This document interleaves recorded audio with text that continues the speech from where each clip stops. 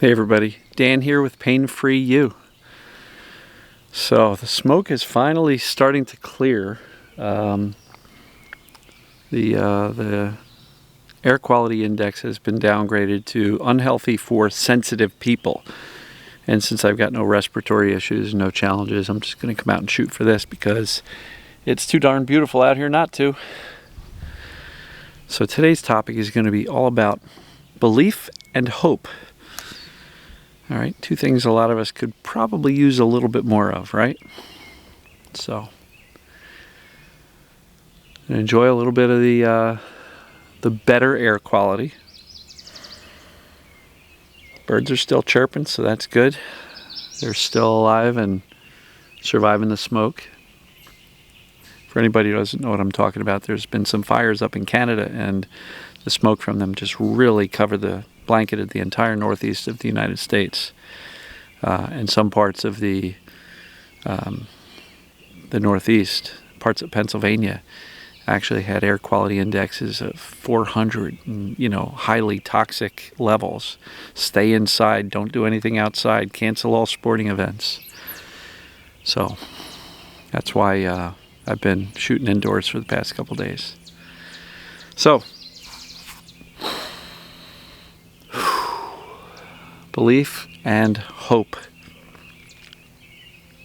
So, a lot of time people think belief is kind of a wishy-washy thing. I believe that I have TMS, or I believe I can get better. It's kind of wishy-washy, and maybe I can, maybe I don't, but I believe I can, right? It's a little wishy-washy. Hope.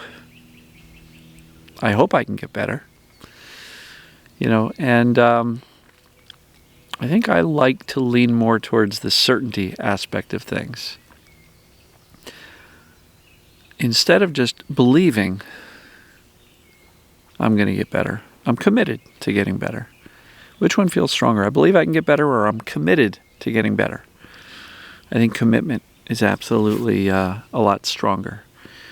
So belief is good. We want to believe. Now let's talk about this. You need 100% belief in order to get better. I don't know anybody who ever had 100% belief in TMS and their ability to get better.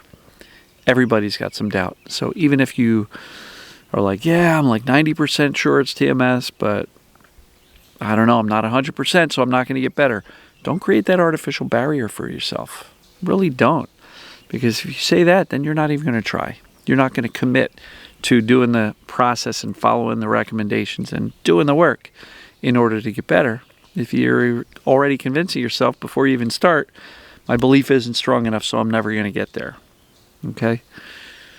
Make a decision that you have enough evidence, and I just did a video on evidence as messages of safety, but make a decision that you have enough evidence, you have enough insight as to this thing called TMS and perceived danger pain.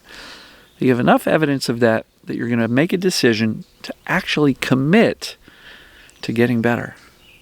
Not I believe I can get better, a little more wishy-washy. I'm committed to getting better. Which leads you to believe if you're committed, it means you're going to probably do whatever it takes, right? You're going to make some of the hard changes. You're going to slow down your thinking. You're not going to allow your fearful thoughts to ruminate and run away on you every day, all day, like you used to. A commitment to getting better says, I'm done with that fear-based thinking. I'm just done with it. And so it's really important to know that you have enough information to commit to getting better. I'm committed, right? Now let's talk about hope. Hope is kind of wishy-washy. I hope I get better. I hope I get better. Now, hope is a wonderful thing because even though I just said it's a little bit wishy-washy, it sure beats despair, doesn't it? What would you rather have? A lot of hope or a lot of despair? I'd pick hope every day. But if you can base the hope on factual, accurate knowledge, factual, accurate assessments that this thing called perceived danger pain, TMS, it applies to you, and there's a proven process to get better, and then you know that you have what it takes to get better because what did you decide? That you're committed to getting well. Hope can be powerful, right? It's not false hope. That's the thing. That's the key. I'm not selling false hope here. This is not, selling snake oil or, wishful thinking or hopium, right? I'm selling factual, actual information as to how this system called the human body and brain and pain works. Factual information that you can truly assess. Does this apply to me? Go through the assessments at painfreeyou.com/start. There's a pain test and an FIT assessment. I just walked you through the FIT assessment in the video a day or two ago called Evidence as Messages of Safety. Go through it. Write down how many of those items you check off as true. Even if you check off one, your brain's creating the pain because the structural problem doesn't behave like those items that I walked through. So this is not false hope. This is not believing in, the tooth fairy or Santa Claus or anything like that.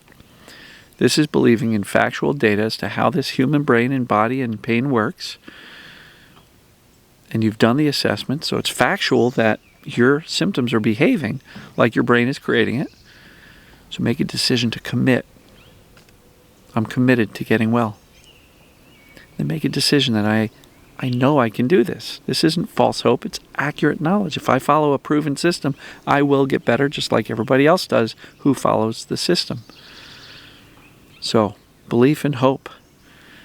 That's it's really powerful. But it's not false belief. It's not false hope. Make a committed decision that you can and will get well. That you are willing to do what it takes. And is this stuff hard? Yes, I get it. Sometimes changing our fearful thoughts and, learning to say, okay, those thoughts are not based on truth. They're just based on fear. What do I always say? Fear is a liar. Okay? So it's really important to start to look at these things as factual, start to believe more. But belief is really a decision that you make. And your brain starts to look for evidence that the decision you have is accurate. That the belief you have, which was formed by the decision, is accurate. It's called the reticular activating system. The brain's always looking around for evidence that the things you believe to be true are true. So, I know this stuff seems really challenging, and if you're struggling, I would absolutely encourage you to consider strongly joining the group coaching program. It's on my website, painfreeyou.com/join. JOIN. Take a look at it. It's $100 a month. We have a great group of people who are so supportive. Everybody there is committed to getting well. They're committed to supporting each other, cheering each other on. We have such amazing calls, such amazing people, such powerful conversations that are really, really helpful in supporting people in implementing these proven concepts. So if you're not sure if you like the group, I don't know, I'm not good in groups. Many people just watch, and they still benefit because they get to see all of the questions that are answered and all of the answers to those questions, and they benefit even if they don't speak or ask their questions out loud. I mean, obviously the ones who participate and ask their specific questions and get the answers have a leg up on somebody who's not participating, but you can still get well. I even have some people who are doing very well. They can't attend any of the live sessions because they're working or have kids or something like that. But they watch all the replays. And so the replays will give you the same amount of feeling of community. There's a great Facebook community where everybody can post their wins or post their questions, and everybody else will support you. So it's a great environment to implement this stuff. This is not about talking about symptoms. This is about implementation. What do we need to do? What do we need to implement to fulfill our commitment to ourselves to get well? And I would just say that, we run 4 coaching sessions a week, not a month, a week. Each of these sessions can last 2 to 3 hours. And while that may seem like overwhelming, like, oh, who's got time for that? A lot of people do. It's very beneficial to immerse yourself in this while you're going through the recovery process. And being that it's such a very positive experience, it's worth doing. You only have to attend one, and you don't even have to attend that. You can just watch some of the replays. But don't let the quantity of calls overwhelm you. Look at that as to say, I've got 16 opportunities a month to get assistance and get help.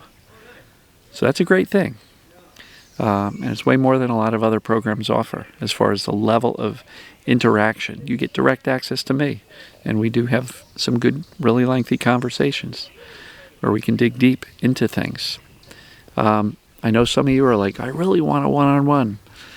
I'm telling you, the group coaching is so much more powerful because you get the benefit of the group, the benefit of other people's questions, the benefit of hearing other people's, the answers to other people's questions. You get to hear other people share their victories and wins and progress reports, which is actually part of the solution. Why? Because it builds that hope, not false hope, but accurate hope that this is doable. Other people are making progress, and I can learn from them as well as learn from me. So consider the group. As you know, most of my videos, I don't pitch the group.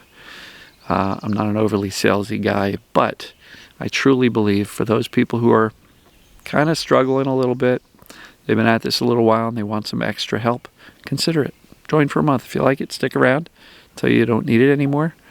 And if you don't like it, you tried it for a month, you get a video-based course, you get all the group coaching calls for the month that you've joined. You can cancel at any point. It is an automatic rebill, 1 month from the date you join, but you can cancel easily. Just go to the support menu, click on cancellations, and then follow the instructions to click a few buttons, and you're done. And that will ensure that you don't get charged again. So, I hope this makes sense. All of the call times that are listed on my website are Eastern Standard Time, New York City time zone. Not sure if those time zones work for you. Go to Google. What time is it in New York City? Calculate the time difference, look at the schedule, and just, add 5 hours or 6 hours if you're in Europe or whatever it may be. So, I'm going to wrap up with this one. I really do appreciate everybody. You're all awesome. I love you. I believe in you, and there is hope. So, I guess we will talk to you tomorrow. Take care.